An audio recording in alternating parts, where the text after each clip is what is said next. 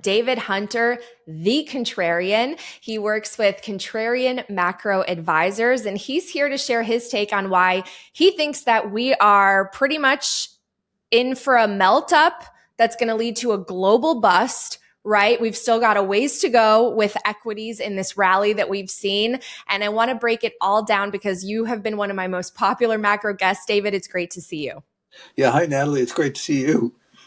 Well, let's go ahead and start with maybe a zoom out version of what's your macro take on the economy and on markets right now? Sure. Yeah, I think, the economy is still surprisingly intact. I have always talked about a have and have not economy. Some people call it a K-shaped economy.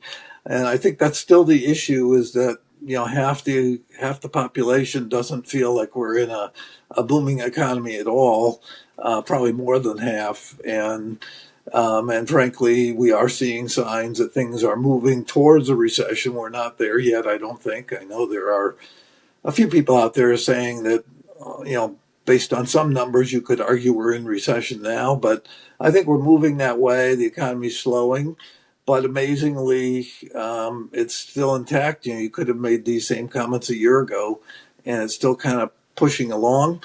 But I do think as we get closer to the end of this year, we could be in a recession, and if not, very close. Manufacturing, because of the reshoring and all that's going on with AI, that's really holding the economy up, and that side of things looks really good, as you might see in some of the industrial stocks, et cetera. But it's the other, the consumer, half the consumer really is struggling. Amazingly, consumption's still fine, but you are seeing signs they're having to pull more out of savings to keep their shop till you drop spending going, and that's obviously can't be sustained. So jobs are slowing, but every time you think they're really going to start giving you bad numbers, they kind of pull themselves back up. So we're just kind of, I don't want to say steady as we go, but we're skating along here in positive territory on the economy side. The markets, I am as bullish as ever. I do think it comes to an end, maybe before the end of this year, but right now, my numbers are, if you go to my targets, you're still looking at more than 30% upside in all the indexes, all the four indexes I target. So, Dow, I just raised my target in my July letter to 10,000. I had been at I'm sorry, not 10,000, 70,000. I had been at 67,000. My S&P number is 10,000, and I didn't raise that one this time, but I'm at 10 there. I'd raised it in early June. I'm at 36,000 on the NASDAQ and raised that in early June, and I'm at 4,000 on the Russell. And, for a long time, I got beat up for my Russell bullishness because it lagged the others, but it has certainly caught up this year, and I think still has good upside ahead. So what I see out there is really, I think the next few months are going to be really strong. Whether this takes, I get people on X constantly wanting me to tell them what time it's going to top, and I say it can happen very quickly because I think we're in a parabolic. If you look at the monthlies on the charts, you can still argue, in spite of a June consolidation, you can still argue that it looks very vertical here and that it's going to just get steeper from here. So if that's the case, if we don't go through a long drawn out consolidation, you can get to those numbers, believe it or not, within a few months. But if it takes longer, it takes longer. Well, and I think you've mentioned that in sort of these late stages of parabolic moves, the sort of melt ups, there's cash on the sidelines waiting, thinking that, no, it can't go higher. It can't go higher. And then all of a sudden it all piles in because it's like, wait, I don't want to miss out on the continued rally. And at that point is when you sort of go off the cliff, right? Yeah, psychology plays a big role in markets. And I'm a contrarian, have been for 50 plus years for a reason. It's because at tops, people are most bullish, and at bottoms, people are most bearish. In between, you're kind of in the middle of that. But But so I think at the top will be everybody will be all in, retail and institutional. Will be talking about this thing having years still to run, um, and they'll have there'll be a narrative out there that's very convincing. Institutions will be spewing it as well, not for any reason other than they believe it. But that's how psychology works. There's fundamentals out there. I mean, the earnings this year have been stupendous and look like they're going to be strong into next year. So there's fundamental reason to be bullish. But technically, things look great. I mean, still, we're coming, as I say, this is, as of August of this year, we'll be 44 years into what I call a secular bull market that started back in August of 1982. So we're late in the game.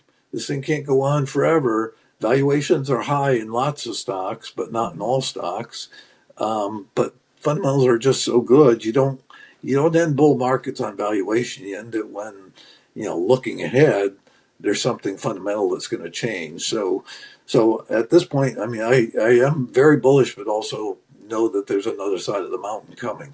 Well, let's talk a little bit more about that because I think the first time you came on this show was around 2021 or two, and you were predicting that we were going to have the melt up at that point. And we're sort of good at kicking the can down the road, right? So I'm sure folks that follow you are like, wait, what is it going to happen? Is it happening? It's delayed. Can you talk about what will actually cause this turnaround? Because again, you keep consistently raising these targets, and it's like, how much longer can this actually go on? Yeah, I mean that's as John Maynard Keynes said. I'll paraphrase because I don't remember the exact quote, but it's when the facts change, I change with them. What do you do, dear sir? It's obviously I haven't changed my bullish view all the way through, but people get upset because I've been talking about a bust for 5 or 6 years, and they go, "Yeah, well, you called a bust 6 years ago. You've been wrong." And I said, "No, I've been bullish the whole time. It's the bust follows the end of the bull market. What will cause it? Obviously, nobody knows for sure, but it's usually um, some sort of misstep in Fed policy. So they might tighten when they should be easing, or they may not ease enough, or they might not recognize the need for more liquidity. Obviously, if you get a very bad inflation story, and not for a month or two, but if that were to continue, if things went wrong in Iran and oil went to 150, those kind of things can really turn the economy down, and the markets would react ahead of that, or at least react pretty quickly to signs that that's going to come.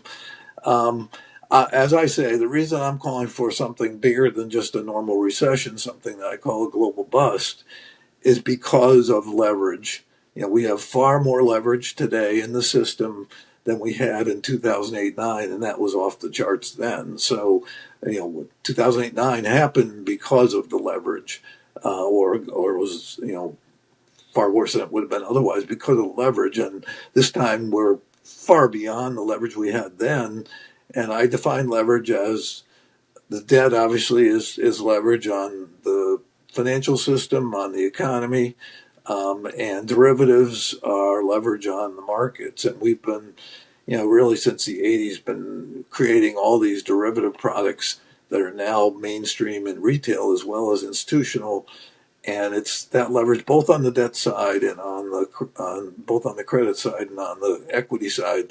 There's just all kinds of leverage in derivatives, so that when this thing does turn down, that leverage, both debt and derivatives, exacerbates the downturn. So what kind of enhances on the upside, options and margin, if you're right, that can really give you the chance to make more money.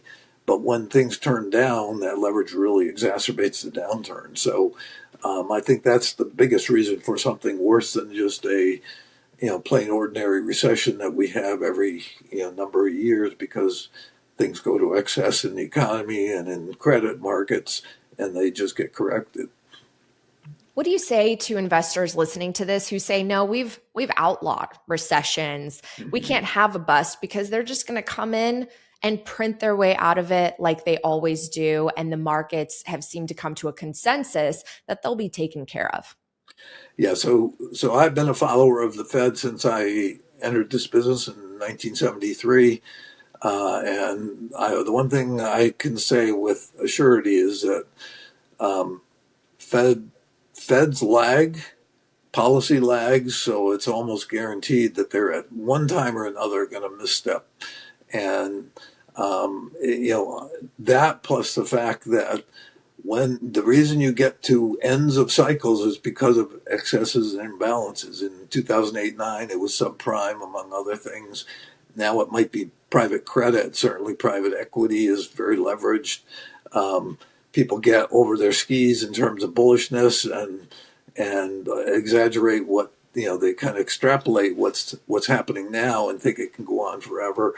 Ultimately, um, I think 2008-9 almost guarantees that the Fed is not going to do that this time, at least on a timely basis, because you heard Jay Powell say it several years in his reign that we're not going to make that mistake again. We're not going back to QE infinity. We're not going to see zero interest rate policy ever again.